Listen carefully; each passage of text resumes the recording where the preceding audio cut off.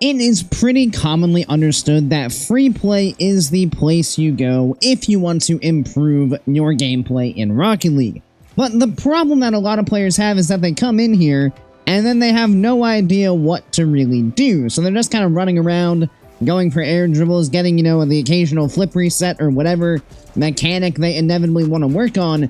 But in doing so, they're not actually utilizing the time that they have in free play in the most effective way possible. So today, we'll be sharing 5 free play exercises that you can use to improve your skills. And these exercises are designed to cover the areas of Rocket League that we will see the most often in our actual games. So to start off, we'll be taking a look at a very important skill that every player is aware that they should be better at, but working on it can be rather difficult. So what we're going to do is we're going to reset the ball here, and this drill is going to be all about understanding boost pathing around the field. So initially what we're going to do here is we're going to turn off ball cam. We're going to go into settings. We're going to turn off unlimited boost. We're going to switch that to standard, and then just real quick, try to dump your boost down to, a decent level. So around there, sure, why not? And then what we're going to do is we are just going to start to develop our muscle memory of where these small pads are, and we're just going to drive around the field and try to pick them up in the sequences that make sense. So maybe we'll come over here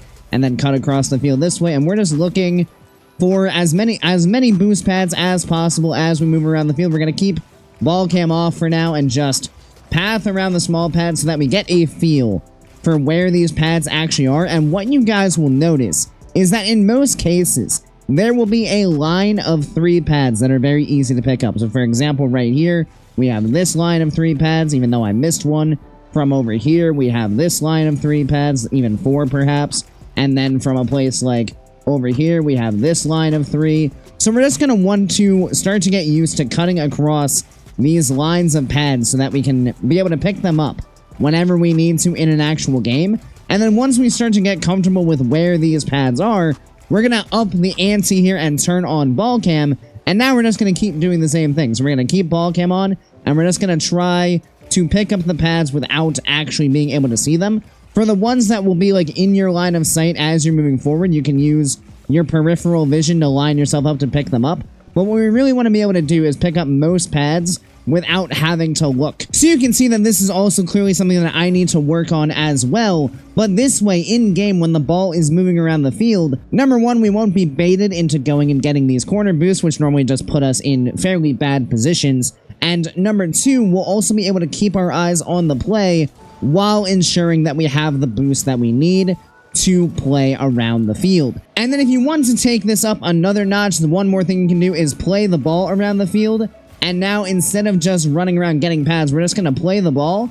And then as we play the ball, when we go to make another touch, we are going to try to path off of pads. So right here, we're landing all the way over here. Well, let's get on this path of pads here. We're going to grab 4 on our way to the ball. Wonderful. Let's just pop it over there. Okay, let's see. We can grab these here. We're going to swing a bit wide to get a better angle, and now we can jump. And this will help us learn how to get the boost we need to make a play on the ball as we're just moving around the field, instead of, for example, being like, okay, wait, I need boost. Let me run back all the way over here and get this one.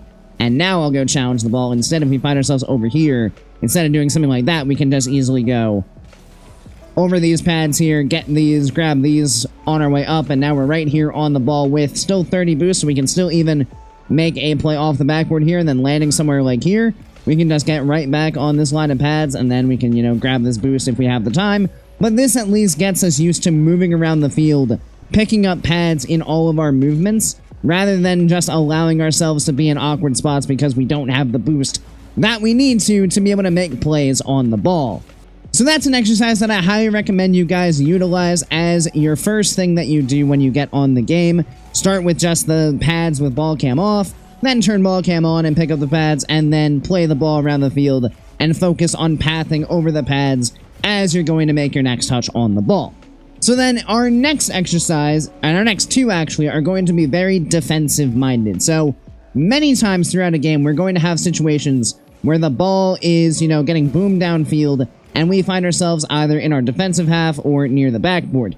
And backboard defense is something that a lot of players struggle with because it is a very awkward place to be playing the ball from. So what we're going to want to do is just set ourselves up in such ways that we can practice catching and clearing the ball off our backboard. So what we're going to do is we're going to use the in-game controls here to pass the ball to ourselves. And when we do that, you can see it just launches the ball forward. And now we're able to make a play off the backboard. And then we'll just clear it out down the field. We'll come on back, and then we'll do it again. And the faster this ball is moving when you hit the pass ball option, the faster it will come at you, as well as the higher it will, depending on the height. So right here, if we have it pass to us, you can see it's nice and high, and we can work on catching this. And for this, I would recommend turning back on unlimited boost, because this is a place that we will want to have this so that we don't have to constantly be going and getting boost. So let's just bang that out, turn back up the backboard, and now launch it to ourselves. There we go. We can catch, we can control, we can get it out of there, we can turn back to the backboard, we can pass it up to ourselves, we can recognize the awkward bounce, just catch here, control out, stay on, and now we have a clear, nice and easy. So this is going to allow us to develop our play off the backboard, and maybe we can mix it up and just go for the straight clear. If the ball is coming fast enough, we can also go for the booming backboard clear. Obviously not in a position like that, this is super awkward, but we can also practice getting back to the ball in awkward situations should the situation arise. So this is a very good exercise to be able to understand how to control the ball on the backboard, how to make safe touches that allow you to maintain the ball in a safe position until you guys can either get reset on defense or until you guys can get a clear and buy yourself some space as well. So very important thing to be able to do there, to just be able to catch the ball or boom the ball off the backboard when we find ourselves here, and just keep this ball in a very safe place so that we don't give opportunities to our opponents that they should not have access to. So the next drill is going to be very, very similar to that, except instead of being on the backboard, we're going to stay on the ground. And this is another very common position that we will find ourselves in, where we're kind of shadowing the ball down the field and it gets boomed. And now we need to try to catch it and control into a safe place so that we can, again, work to get a clear out. Obviously, that was a terrible example right there. But again, for this, it's going to be kind of the same idea. So we're going to set ourselves up behind the ball. We're going to pass it to ourselves.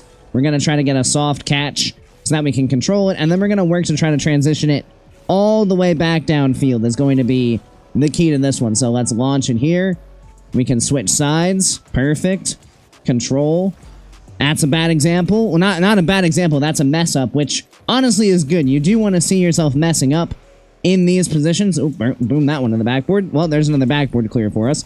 But you do want to see yourself messing up in these positions, because what that means is that you are pushing yourself to get better. If you're just easily able to do all of this without any problems whatsoever, well, first thing, you should probably put yourself in more awkward positions. So, for example, I can launch this ball up and then just play it to myself and catch it up the wall. But you do want to try to make these situations awkward for yourself so that you can work on really getting the best touches you can. So obviously right there, that ball going directly into the ceiling, not exactly great. Now we can get that touch to the side, recognize that we can probably go around here. Just control then. Lovely stuff there. So that's a good example, and now we can even get back to the ball and put a shot towards target. So that's what we're going to want to do with these couple of defensive drills, is just understand how to catch the ball when it's coming at us and be able to control into safe positions on the field. Mainly our back corners are going to be very safe. The sidewall can also be safe depending on where the opponents are. The other great thing with this is that we can work on our catches going both ways, so we can position on the opposite side of the field and now just catch it going the other way. And this is a great way to get used to just controlling the ball when it's coming at you over your shoulder and making sure that you're just making safe touches on the ball that are going to put yourself and your team in the most advantageous positions possible. Because then when you find yourself in this kind of spot in a game, you won't panic that the ball is just coming at you over your shoulder. You'll know exactly how to catch it and get it into a safe spot. So moving on from defense, we're going to finish this off with a couple of offensive ideas, and the first one is going to be quite an interesting one. So for this, we're actually going to turn ball cam off, and we're just going to keep ball cam off unless we need to identify where the ball is. But the idea here is what we want to do is we want to learn how to be able to aerial up to the ball without ball cam on. And the reason this is important is because let's imagine we're in this kind of position in game. So we're kind of underneath the ball, we have ball cam on, but then the ball launches into the air.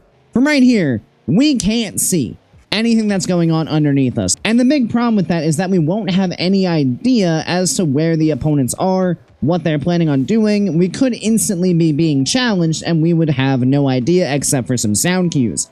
But instead, if we can be near the ball and pop it up and see where we're looking, and then still be able to jump and make contact on the ball, then what that allows us to do is it allows us to have eyes on the opponent. So if the opponent's turn, the second we see that, we're able to jump up and play that ball over the top of them, rather than being caught off guard by a turn that we haven't seen. So for this, we're just going to go ahead and get near the ball. We're going to pop it up into the air, and then we're going to try to go up and make a touch without having ball cam on. You do want to keep it kind of low, because normally it'll just be in like this position here.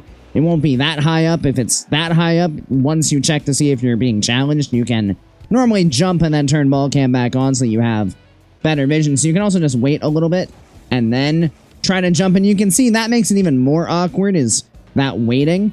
So that is another option. Just wait a little bit and then try to jump and now get the touch, and this will allow you to play with a lot more awareness around the field. So do this a whole bunch, just be near the ball, pop it up, ball cam off, try to make a touch, and see what kind of adjustments you need to make to be able to make these touches when you see them in game, so that you're not caught off guard by an unexpected challenge from your opponents, and you're able to outplay them much more easily. So then the final drill, focusing on the offensive side of the ball, is what I like to call 1v2 dribble attacks.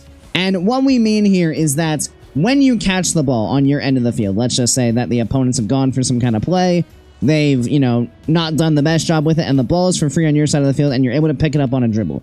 What's going to happen is your opponents will more than likely have both players back. When both players are back, it becomes very difficult to be able to fully control the ball down the field, because what's going to happen is as you're moving forward, one opponent is going to come forward and challenge you, and either you're going to take the 50 or you're going to try to flick it over the top of them or do something to outplay them.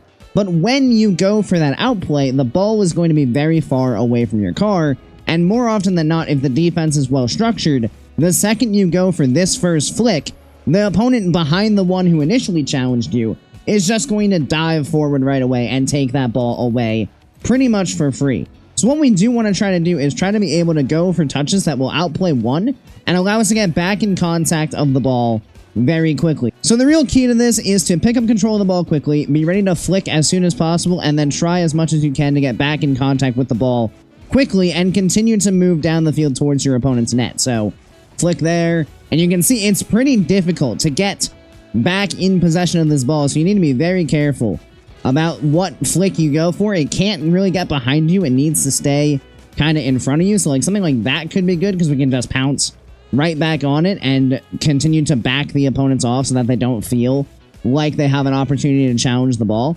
But this is a very important skill to be able to do, is to be able to flick one, get back to the ball, and be able to at least get a challenge on the second player if you're going to go for control down the field.